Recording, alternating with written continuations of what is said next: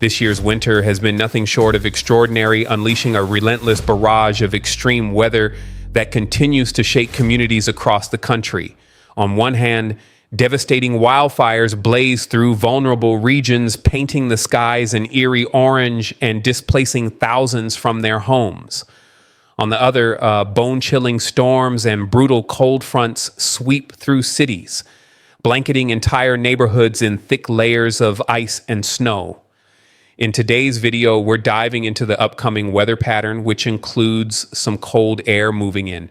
We're transitioning into that revolving door pattern I've been mentioning for several days now. This pattern involves cycles of warm-ups followed by cool-downs, which could lead to some interesting storms. Typically, these transitional air patterns bring inclement weather, so I'm curious to see how things develop. You might notice my voice sounds a little hoarse today.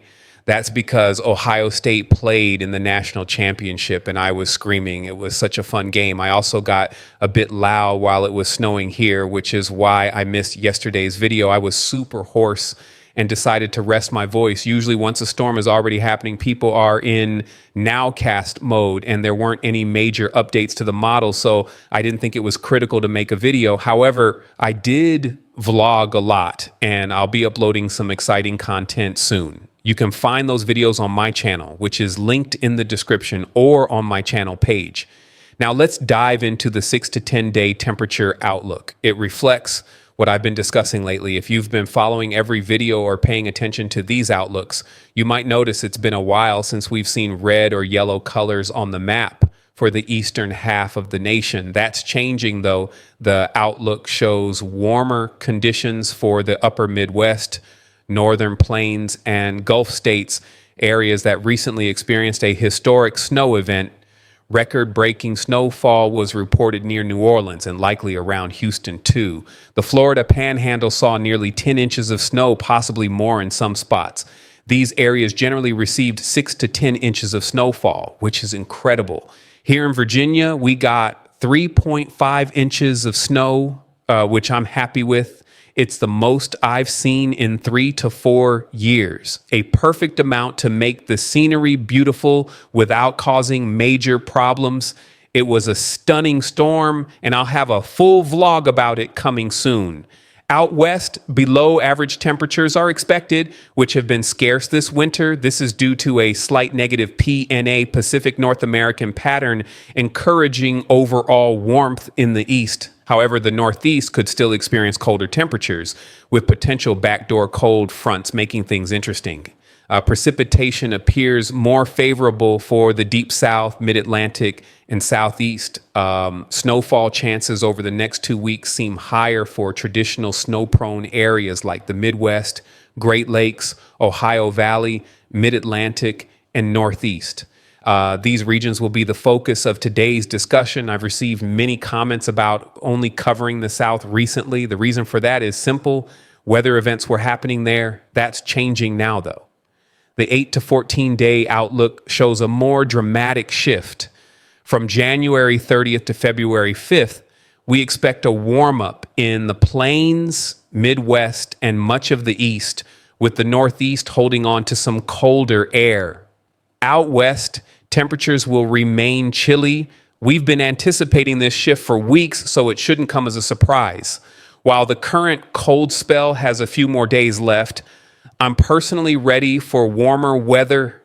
It's been so frigid, 19 degrees Fahrenheit outside as I write this, and I feel like I've had my fill of snow and cold. Bring on spring. Speaking of spring, let's transition to the longer range outlook. During this period, the precipitation pattern becomes more favorable for northern snowfall events. While temperatures in these areas won't be significantly above normal, increased precipitation could result in snow. Additionally, the Pacific Northwest and Northern Rockies should see more snowfall. Looking even further ahead, the 3 to 4 week outlook released 5 days ago suggests a southeast ridge persisting into early February, with colder conditions likely for the northern plains and upper Midwest.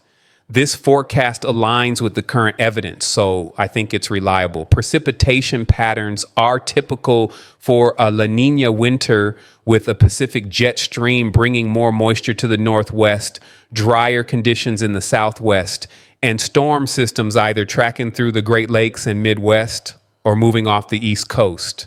Meteorologists are calling this winter a once-in-a-generation phenomenon, and the effects are being felt far and wide. Roofs collapse under the weight of snow. Roads transform into treacherous ice rinks, and power outages leave many in the dark and struggling to stay warm. Meanwhile, coastal areas face the dual threat of high winds and storm surges, leaving a path of destruction in their wake. The early February outlook shows a similar pattern with a dominant southeast ridge. By February 1st, we'll receive an updated forecast, but for now, this appears to be the expectation. Warmer than average temperatures are predicted for the Four Corners region and South Central states, while the Northwest and North Central states are forecast to remain colder than average. Precipitation also reflects a typical La Nina pattern favoring a northern storm track. It has been a snowy and cold first half of the winter season. Will that pattern continue into the second half? To answer your question, we're going to dive into a detailed second half winter forecast. La Nina update, let's take a look at the Niño index. Currently, we are in a weak La Nina phase, as shown by the index at negative 1.3. To be classified as a La Nina, the index must be negative 0.5 or lower. For an El Nino phase, it needs to be plus 0.5 or higher. Anything between those values is considered INSO neutral. Clearly, we're in a weak La Nina phase right now. Looking at the equatorial Pacific water temperatures, a colder phase indicates La Nina, a warmer phase indicates El Nino, and a mix of both signifies INSO neutral conditions. At the moment, the colder phase, La Nina, is dominant. According to probabilities provided by the Climate Prediction Center, we are over 80% likely to remain in a weak La Nina through February. By March, this likelihood drops to 58%, trending closer to neutral conditions. This shift suggests that the second half of winter may differ from the first half. Recap of the first half of winter. Let's review what we've experienced so far this winter. Since December 21st, the winter solstice, it has been cold across the central and eastern United States. On the temperature anomaly map, the blue areas indicate below normal temperatures, while orange and red areas signify above normal temperatures. Canada started winter mildly above normal, though conditions have since turned colder. Regarding snowfall, since December 21st, all 50 states have experienced at least some form of snowfall, though some areas have seen much more than others. Winter will continue through the rest of January, so let's take a look at what's ahead. Late January outlook, detail breakdown. The tropospheric polar vortex over eastern Canada brought Arctic air deep into the U.S., reaching as far as the Gulf Coast and Florida. This also drove storm tracks further south due to the cold, dry air. However, this vortex is now shifting east, and a ridge is building across the central U.S., promoting above normal temperatures and milder weather to close out January. In Southern California, a cutoff low-pressure system is forming, which will mainly impact precipitation. Temperature anomalies show moderating conditions in the central U.S. While it won't feel like spring, don't expect 70 degrees Fahrenheit in Minneapolis, the contrast to the earlier Arctic blasts will be noticeable. Arctic air will also retreat from the northeast into the northern Atlantic. Cooler air will linger in the desert southwest. The storm track through late January will be active in Alaska and Western Canada, as well as across the deep south.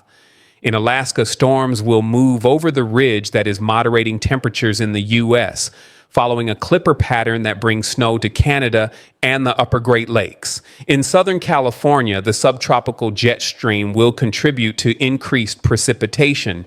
This could help reduce wildfire conditions even with just a little rainfall. Heavier rains are expected in the deep south due to moisture from both the Gulf of Mexico and the Pacific Ocean. Meanwhile, areas between the northern and southern storm tracks will remain relatively dry, though occasional precipitation will occur.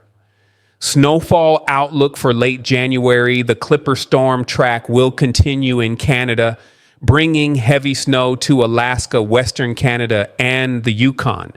The western coastline of British Columbia will also see significant snowfall. The Cascades, especially in Washington state, will receive some snow, and the Rockies may see higher elevation snowfall. For the rest of the U.S., lake effect snow will dominate through January, keeping snow totals relatively limited in most regions. We could see a coastal snowstorm or two in the Northeast and New England as we transition into February. February outlook. Detailed breakdown. February presents a very stormy pattern, as indicated by the height anomaly map. A trough will develop over Western Canada. If you recall, this trough was positioned in Eastern Canada during December and early January. Now it's retrograding westward, shifting the pattern. A ridge of high pressure will build across the southern and southeastern United States, extending up the east coast. This ridge will promote milder temperatures in the south and east, while colder air remains concentrated in Alaska and western Canada. However, if a strong enough storm system develops, it could pull some of that cold air down into areas like the Dakotas, Nebraska, and the Central Plains. In February, the cold air risk will primarily affect the upper Midwest, northern and central plains, Great Lakes, Ohio Valley, and interior northeast to New England. Expect significant variability in the pattern, with warmer air preceding storm systems, followed by colder air, precipitation, and storm tracks. The precipitation anomaly for February shows a noisy pattern. The Pacific Northwest will remain very active, with increased precipitation downstream into parts of the eastern and northeastern United States. In contrast, the Gulf Coast and Deep South are expected to dry out slightly compared to normal. The dominant storm track will bring systems off the Pacific into the West Coast and Pacific Northwest. These systems will dive southeast toward the Texas Panhandle before lifting across the Ohio Valley. On the northwest side of the storm track, expect heavy snow and potential ice storms. On the southeast side, look for heavier rain and severe weather due to the milder air, particularly in the second half of February. February snowfall. February is expected to be a snowy and cold month in northern regions. If you haven't seen much snow yet in the upper Midwest, northern plains, or Great Lakes, there will be several opportunities throughout February. Mountainous regions, including the Cascades, Sierra Nevada, and Rockies, will also see significant snowfall. The Great Lakes region will continue to experience lake effect snow. March outlook, detailed breakdown. As we move into March and the end of the winter season, the pattern will shift. The blue blob of cold air in Western Canada will migrate north toward the Arctic. This will pull colder air further north, reducing the risk of significant cold outbreaks in the U.S. A ridge of high pressure will expand northward, bringing milder temperatures to the Midwest, Ohio Valley, and Northeast. Any cold air risks in March will be brief and mostly confined to the Pacific Northwest, Northern Plains, Upper Midwest, and Upper Great Lakes. For the rest of the U.S., March will average out to be milder. March precipitation and storm tracks.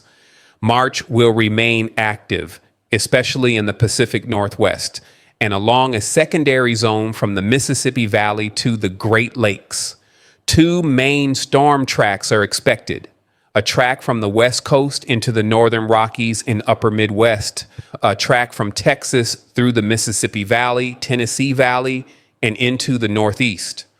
On the northwest side of these tracks, there may still be enough cold air combined with February's snowpack to bring snow and ice risks to the Midwest, Ohio Valley, and Great Lakes. The southeast side of the tracks will see heavy rain and severe weather potential. Storm systems are expected to move primarily through the eastern U.S., the Great Lakes, and the Midwest, following very traditional patterns.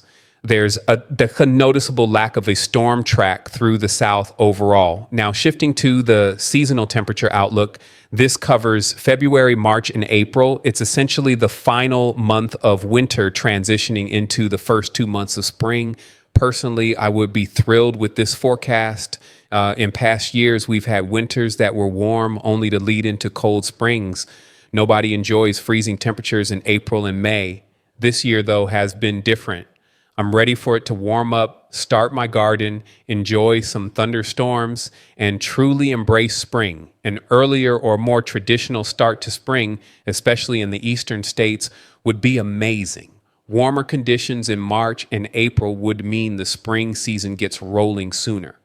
Alongside the eastern U.S., areas like the Gulf Coast and Four Corners states also show signs of warming while colder air remains concentrated in the Northwest. I really hope this outlook stays consistent. Precipitation trends also align with La Nina conditions.